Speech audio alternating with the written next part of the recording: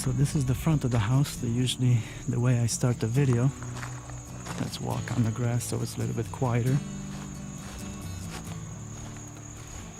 So I guess I'll show you the agenda real quick like I usually do, and then I'm going to show you what I'm struggling with when it comes to colors. So this is what I'm gonna basically talk about, and this is what I'm having issues with. So I'm thinking it's getting darker, but I'm thinking of doing the house that color. So it's a very light color, and you can see underneath I got a bunch of samples that I've been toying with, and this is like the toughest part of my job, to be honest, because I suck at picking colors. So that's what I'm thinking of doing the house in. It's like a very light brown. I don't know if it's gonna translate well on video. And it's like a coffee with a lot of milk in it. That's the color. And here I wanted to do something darker for the gable, this crazy looking piece, but it's also a brown. But it's just, I don't know, it's just not enough pop from the one color to the other, so it kind of blends in too much. So that's what I'm struggling with. So here I put on the door. See, the inside I wanted to do this color. That would be the house color, and this would be the gable color. So this looks darker in a sample and on paper, but it's a lot lighter when you actually paint with it. This is very close, this middle one, the house H, but the gable for the G is just, this color just seems a lot lighter. So I don't know, but anyway, enough about that. That's what I'm struggling with. So let me show you what was done. So I finally got my gables finished. So see, this side is done. It looks like it's painted weird, but it's just the way that material is. So I'll have to paint that, and the guys left me scaffolding because I'm gonna paint the house myself. It saves me about $3,000 to $4,000. And like I told you, this is so easy to paint, I might as well do it myself and save me $3 grand. See, that door got replaced, but the door they got me because it was damaged. This new one, I have to buy extra stuff for it, so I gotta go back to the website and order it. So that piece got done up there. That wasn't done before. That siding is finished now, and that trim is done that I showed you that I like. I took the original trim that came with the door, and I put this stuff. It's a little bit wider, grainy looking. I like how that flows in together. I just wish they would have had a different door, this stuff, but I guess I'll have to live with that because it doesn't quite match the Craftsman look that's going on over here. But I guess I'll have to settle with that. So that's that. This side I think was done in the last episode, so I'm just gonna give you a quick look from up and down. See, that's done. All those little pieces that were exposed, that got done. So that's how that looks. I like how this material looks. It's a lot better than just running siding all the way up to the house. Just gives it a little bit more flavor. See, that piece is done as well. And there's that hole for the electrician, for the light that I talked about. And let's walk inside and I'll show you what $4,300 looks like of heating and air. This is day one for them. They got started. So this is going from on top of the inside the trusses.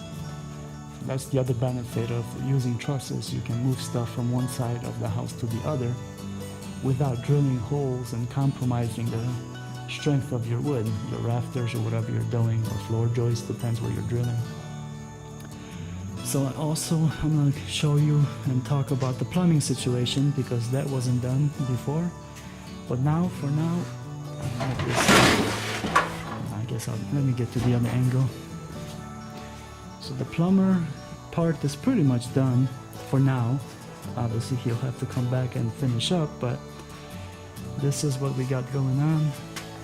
These little metal plates are to protect the pipes, just in case you want to drill here or something like that, or hang anything up there.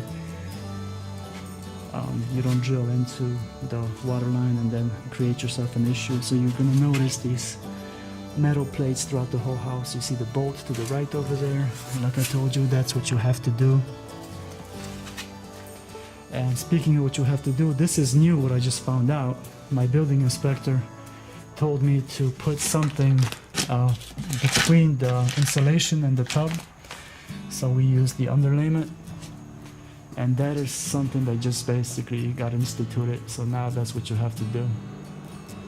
Before, didn't have to do that, but now it is. So rules change from time to time, and like I told you in the other episode, depends where you are. Things are going to be different than from what I'm doing here down south. But I just want to show you how this process works. See more metal plates up there? And then there's a vent. I should have talked about that when I was on the other side. Basically what I mean is the vent, I like what the guys did is they vented everything on the back side of the house. Let's see if this comes through here. Yes, I can. And I'll show you that. You see that vent pipe? So I got two of them since there's two sides of the house that need to be vented for the plumbing, and it's on the back side of the house, so you don't see it when you pull up to the house. So that's what they did, and there's more of that insulation. It needs to be adjusted. What it looks like, it's freaking crazy. It's all over the place. Like I said, it's a big mess. I swept the house a little bit since I invited you in, but it's a big mess. And heating and air, as I said, it was $4,300. That's out the door, everything. The unit outside, inside switch, and basically the whole job. It's $4,300. So I just want to tell you these things so you know what to expect for a house of this size if you decide to do it. And this is what happened in my closet. You see that coming down like that? Maybe go from the other angle. So I lost some closet, but it shouldn't be an issue because it's probably like 6 feet, 6 inches off the ground. So you can still put shelves. See, there's a ladder and it almost, that's what it is. It's kind of funky, but still a big closet in my opinion for a small house. I guess let's go into the utility room and I'll show you quickly. It's getting kind of dark. So that's where the unit will sit for the heating and air. It'll go, it'll line up, it'll go straight down. And then here where you have these pipes sticking out, that's where the water heater is gonna be. So that's where the water heater is. And that's the door. The previous one was damaged. It was cracked on the inside and it was kind of wonky. So I had them pick up a brand new one. So you can kind of see things starting to take shape. I like to use the dark stuff just so it has some contrast, and that's what I'm trying to figure out with those gables. So that's the bathtub that has a seat in it. Walking backwards, I don't want to fall. And as I told you in the other episode, see this, we need to put support here so you can nail into something. Right now I don't have support on here. So this just floats right here, and you don't want anything to float, because then the bathtub will feel cheap when you get in it. Everything is gonna shake. So it's gonna need to be a 2x4 right there. Alright, man, I babbled a lot. Let me see what else is on the agenda, and I guess we'll call it. So I finally got the doorknobs. I just haven't had a chance to put them in because I've been working on other things. So it's, I guess I wish I can clone myself, so, but that's not an option. So plumbers plumbered, so they're done for now. First day, new tub, rules, underlayment. That's pretty much it. So I'm gonna end the episode here. No need to babble on if I don't need to, and I will see you in the next episode. Thank you very much for watching. Take care, guys.